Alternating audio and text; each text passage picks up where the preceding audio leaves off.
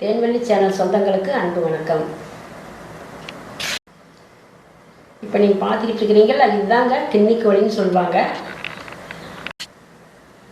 இப்போ இந்த கோழி வந்து வீட்டிலேயே இப்போ வளர்க்குறாங்க.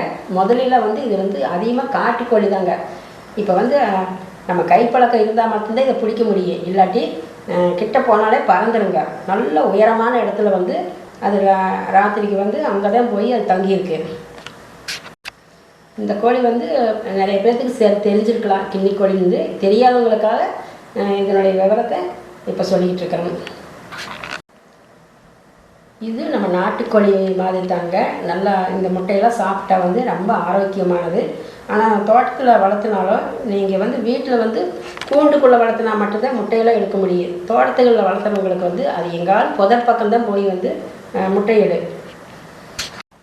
ஈஸியாவில் வந்து இதனுடைய முட்டையை வந்து நம்ம கண்டுபிடிக்க முடியாது. ரொம்ப புதர் பகுதியில் தான் வந்து முட்டையிடும். ஆனால் வந்து 20க்கு மேலே 30 வரைக்கும் இதனுடைய முட்டை கண்டிப்பாக வந்து அந்த ஒரே இடத்துல தான் அந்த முட்டை விட்டுருக்கு.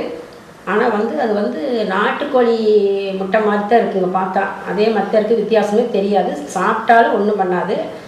ஒரு மாதிரி ஸ்மெல்லெல்லாம் வராதுங்க. நல்லா டேஸ்ட்டாக தான் இருக்குதுன்னு சொல்லியிருக்கிறாங்க சாப்பிட்டவங்க. உடம்புக்கு வந்து சளி பிடிச்சிருந்தா கூட வந்து எதிர்ப்பு சக்திக்கு வந்து இந்த முட்டை சாப்பிட்டா நல்லா சீக்கிரமே குணமாகுது அப்படின்னு சொல்லியிருக்கிறாங்க. இந்த கோழி வந்து நம்மளுக்கு வந்து யாராவது கொண்டு வந்தாங்கன்னா வாங்கி வளர்த்துக்கலாங்க. இது வந்து ரேர் தாங்க கிடைக்கிறது. காட்டு மயிலெலாம் எப்படி அது பாட்டு காட்டில் முட்டை விழுந்து போயிருந்துங்களா, அதே மாதிரி இது வந்து காட்டு பறவையோடு சேர்ந்தது நம்மளுக்கு அதிகமாக கிடைக்க மாட்டேங்குது.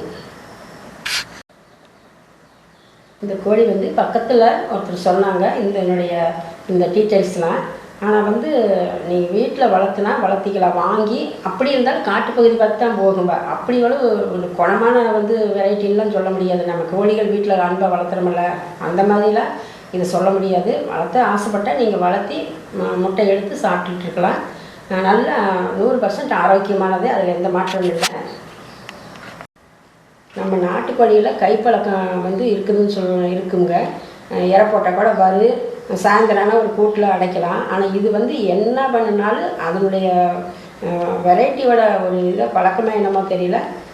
நீங்கள் வந்து அதை வாங்கி விட்டுட்டா இயற்கையாக நம்மளுக்கு முட்டை கிடச்சாதே பேருக்கு. ஆனால் கூட்டுக்குள்ளேயே வச்சு வளர்த்தினா மட்டும் கிடைக்கி. ஆனால் நம்மளுக்கு இன்வெஸ்ட்மெண்ட்டே இருக்காது. அது நம்ம வந்து போட்டாலும் பெரும்பாலும் அதிகமாக வந்து சாப்பிட்டு கிட்ட இறை போட்டோம்னா சாப்பிட்டு கிட்ட போகும்போதே ஓடி போயிடுது, பிடிக்கவே முடியாது. அதுதான் பெரிய தொந்தரவுன்னு சொல்கிறாங்க. இது வந்து இந்த கீரி பாம்பெல்லாம் இருந்தால் பெரிய சத்தம் கேட்குங்க. அவ்வளோ சவுண்டு கேட்கு. அதிகமாக வந்து இது வளர்த்துனா வந்து பாம்பு வராதுன்னு சொல்லுவாங்க. அதுக்காக வாங்கி விடுவாங்க. ஆனால் முட்டை வந்து ரொம்ப ஆரோக்கியமானது. அதுக்காக தான் இந்த பதிவை நான் போட்டேன். கிடைச்சவங்க யூஸ் பண்ணிக்கலாம் இந்த மாதிரி வளர்த்தி. அடுத்த ஒரு நல்ல பதிவில் சந்திக்கலாம். நன்றி, வணக்கம்.